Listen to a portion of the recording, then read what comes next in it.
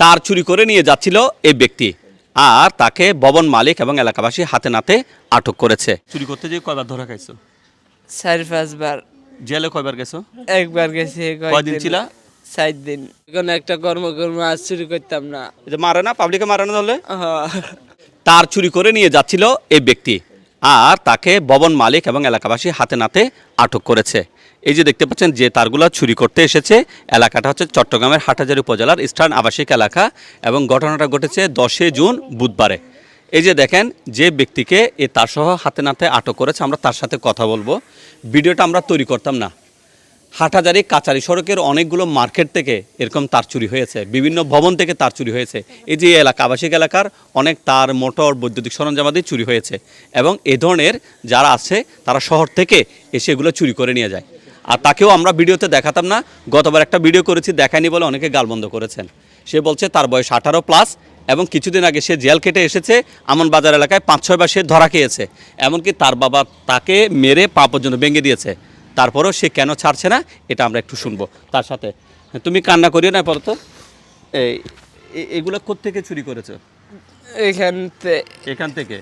এই তারগুলো কত টাকা করে বিক্রি করবা কেজি, বা কি বিক্রি করে এখান থেকে? 1100 টাকা করে কেজি বিক্রি করে। 1100 টাকা করে বিক্রি করে। কি এখান থেকে সবগুলো তার নাকি ভিতরের অংশগুলো? ভিতরের গুলা। তো আজকে চুরি করতে এসে ধরা খেয়েছো? আচ্ছা, কান্না করবে না, একটু দাঁড়াও। তোমার নাম কি বলো? রায়হান ইসলাম সুমন। তোমার বাড়ি কোথায়? কুমিল্লা। থাকো কোথায়? আমন বাজারে, আর একটু পরে আজম কলোনি। আজম কলোনি। এই পর্যন্ত এরকম চুরি করতে যে কয়বার ধরা খাইছো? 4-5 বার। জেলে কয়বার গেছো? একবার গেছি। কয়দিন ছিলা? 4 দিন। 4 দিন ছিলা। ঠিক আছে। তো এরকম তুমি একা আসছো নাকি আরো কেউ আছে? আমি একা আইছি। আচ্ছা, নেশা টেশা করো? আগে করতাম। কি করতা? বাবা খাইতে। বাবা খাইতো। সর্বশেষ বাবা কবে খেয়েছো? কান্না করিও না। 3 দিন আগে। 3 দিন আগে। কত করে এক পিস বাবা নাও? মানে ইয়াবার 230 টাকা। কোত্থেকে নাও এগুলা? এটি আরেকজনে আনি যায়। বয়স কত হয়েছে এখন? 18, আর কিছু বেশি হবো। 18 কিছু বেশি হবে এরকম। তো তোমার বাবা কি তোমার মারছিল একবার? মারি ঠ্যাং ভাঙা আছে, ঠ্যাঙ্গে দাগ আছে। কেন মারছে? ঘরতে বাইরে যাইতে। তো তুমি তো চায়ের দোকানে চাকরি করতে পারো, ফ্রুটস বিক্রি করতে পারো, ওয়েটারের কাজ করতে পারো, তুমি এই চুরি কাজে কেন নামছো বলো আমারে? আর করতাম না কোনো। তো এই যতবার তো ধরা খেয়েছো প্রত্যেকবার প্রতিশ্রুতি দিয়েছো তুমি আর করবে না, কেন করছো এগুলো? কি নেশার টাকার জন্য নাকি অন্য কি বলো? আর নেশা করবো না, নেশা ছাড়ি দেব না, সারি দেবো ওটা অন্য বিষয়। কি এমনি এগুলো করতে হয় কি নেশার টাকার জন্য? হ্যাঁ, আমি তাকে এই কথাগুলো আমি বলাতাম না, মানে কেন এটা নিয়ে আসছি সামনে। এই যে একটু দেখান, এখানে আশেপাশে অনেক ছেলেপুলা আছে, এরাই আমাদের ছেলে মেয়ে। কারো ভাই, তার বয়স 18 চেয়ে কিছুটা বেশি হয়েছে। তাহলে তুমি কখনো কি চাকরি করেছো আগে? ভাতের হোটেলে সার্কিট করছিলাম। যখন চাকরি করেছিল তখন কি নেশা করতা নাকি এরপরে নেশাতে আসছো? এরপরে নেশা যাইছি। এখন কি চুরি চামার এগুলো কি নেশার জন্য করতে হচ্ছে? যে রাস্তায় থাকি এলাই করি। অর্থাৎ সে যখন চাকরি করেছিল তখন সে ঠিক ছিল, যখন সে চাকরি ছেড়ে দিয়েছে, নেশার জগতে পা বাড়িয়েছে, তখন এই কাজগুলো করছে। তো আমার ভিডিওটার কথা হচ্ছে যে যেহেতু সে একবার জেলে গেছে। কদিন ছিল তুমি জেলে? 4 দিন। 4 দিন। সে জেলে 4 দিন ছিল। আরো কয়বার ধরা খেয়েছো বিভিন্ন সময় চুরি চামারিতে? 2-3 বার। প্রত্যেকবারে মানুষে মারছে না? হ্যাঁ। প্রত্যেকবার তুমি কি বলছিলা, করবা নাকি আর করবা না বলছিলা? আর করতাম না কইছিলাম। এখন আর করবা? আর জীবনও করতাম না। তো সবগুলোতে একই কথা। আচ্ছা, কান্না করে না, এখানে কান্না করিও না। অর্থাৎ প্রতিবারে সে প্রতিশ্রুতি দিয়েছে আর জীবনেও করবে না, এবারও প্রতিশ্রুতি দিচ্ছে। আমি এই ব্যক্তিদেরকে বলেছি পুলিশে তুলে দিতেন। এখন ওনারা তুলবেন কি তুলবেন না এটা ওনাদের বিষয়। কি করবেন? আসসালামু আলাইকুম।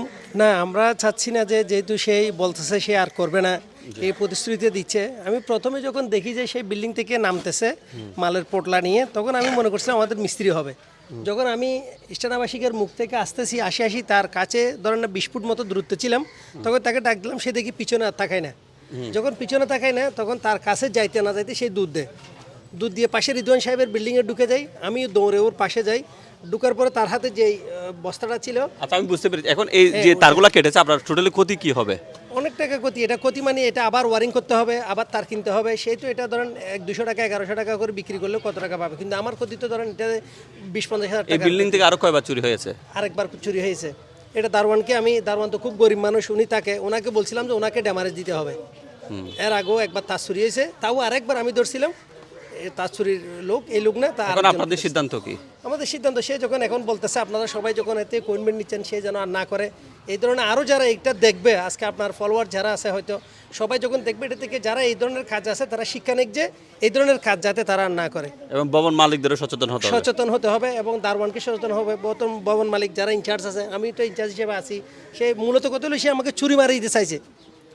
এটার জন্য প্রথমে আমি একে এই যে এইভাবে করে যে বাবা ইয়াবা খাই, এই যে ও চুরি মারিতে চাইছিল, আমি ধরার পরে তখন চুরিটাও ওইদিকে নালাতে ফেলে দিছে, আমি তারপরে এর জাপটায় ধরে ফেলছি। আচ্ছা, আমি আপনাদেরকে একটু অনুরোধ করব। আমি কিন্তু শুরুতেই ওর ছবি দেখাতাম না, আমরা গতবারও এরকম তার চুরির একটা ভিডিও দেখিয়েছি, ছবি দেখায়নি কেন, আন্ডার এজ ছিল, অনেকেই গালমন্দ করে, এগুলোর অনেকগুলো আইনি জটিলতা রয়েছে। তো তার সাথে আমরা আগে কথা বলেছি, কথা বলে সে বলছে তার বয়স 18-র চেয়ে বেশি, সেটা একটা বিষয়। দ্বিতীয় বিষয় হচ্ছে সে একই তোমাকে, আচ্ছা পুলিশে কেন দিয়েছিল বলো তো? লোহা চুরি করছিলাম এর লাগে। সেজন্য তো তুমি এগুলো ছেড়ে দাও। আর কিতাম না।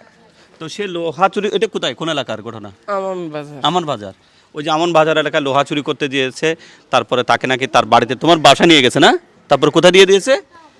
জি, জেলে। জেলে দিয়েছে পুলিশের মাধ্যমে না? তো এই যে এই কথাগুলো বলছে, আমরা চাই সে সংশোধন হোক। সবচেয়ে বড় কথা হচ্ছে যে এরকম একটা বিশাল অংশ দেশের জনগোষ্ঠীর, তারা ইয়াবাসক্ত হচ্ছে, নেশাগ্রস্ত হচ্ছে, মাদকের টাকার জন্য এরকম চুরি করে।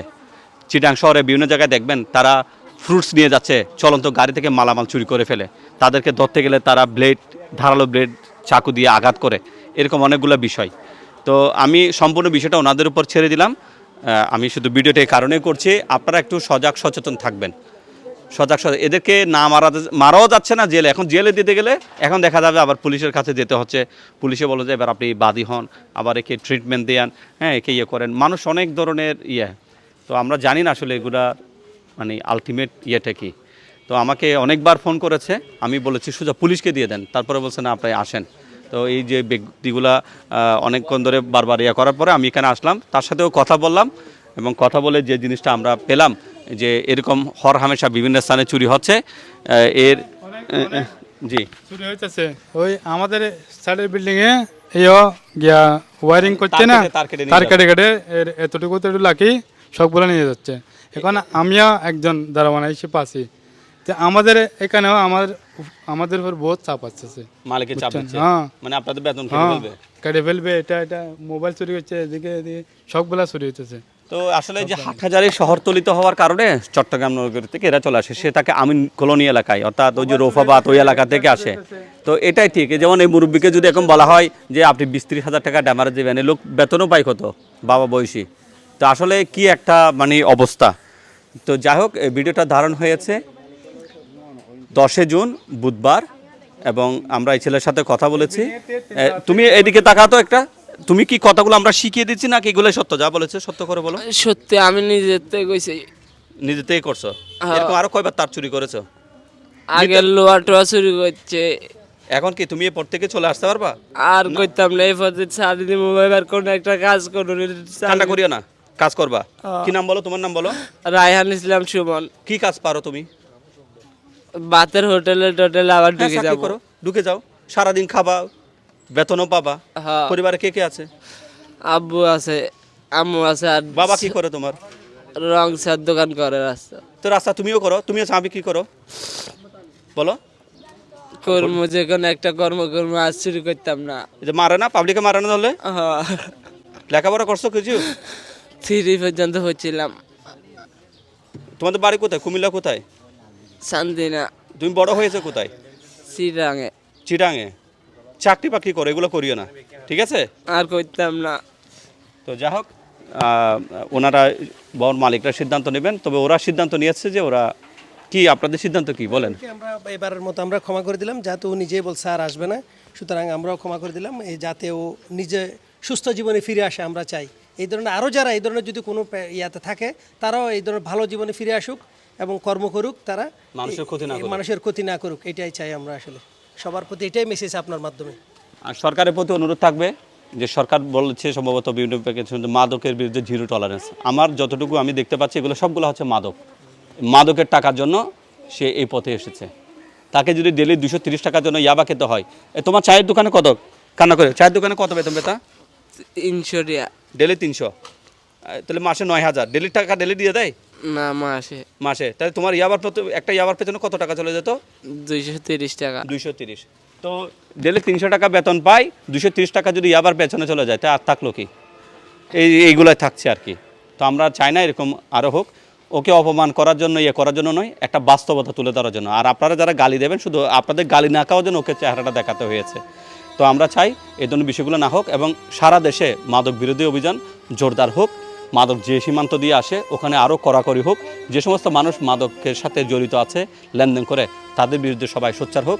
এই মাদক এলাকা, গ্রাম, ইউনিয়ন নয়, পুরো একটা দেশকে ধ্বংস করে দিচ্ছে। আমরা চাই এই মাদকের খরাল গ্রাস থেকে দেশ মুক্তি পাক। এই যে আমাদের যে ইয়াং জেনারেশন আছে, আমাদের ছেলে মেয়ে, এরা যেন কোনো অবস্থাতে মাদকাসক্ত না হয়। আসসালামু আলাইকুম। ভবন থেকে তার চুরি করে নিয়ে যাওয়ার সময় এই ব্যক্তিকে আটক করেছে ভবন মালিক এবং এলাকাবাসী। এবং এরকম আবাসিক ভবন, মার্কেট থেকে তার চুরি চট্টগ্রামে হর হামেশাই ঘটছে। যত টাকা না তার চুরি করে তার চেয়ে বেশি ক্ষতি করে ফেলে ভবন মালিকের। হয়তো সে 1000-2000 টাকা তার চুরি করবে, কিন্তু একটা নির্মিতব্য বিল্ডিং থেকে যে পরিমাণ তার কেটে ফেলেছে, পুরো তারগুলো নষ্ট। আর এগুলো তারা কত টাকা কেজিতে বিক্রি করে সেটাও আমরা আপনাদেরকে জানাবো। এই ঘটনাটা কবে ঘটেছে? 10 মে বুধবার ঠিক সকাল 10 জুন না, খালিও মে হয়ে গেলে, পানি দাও।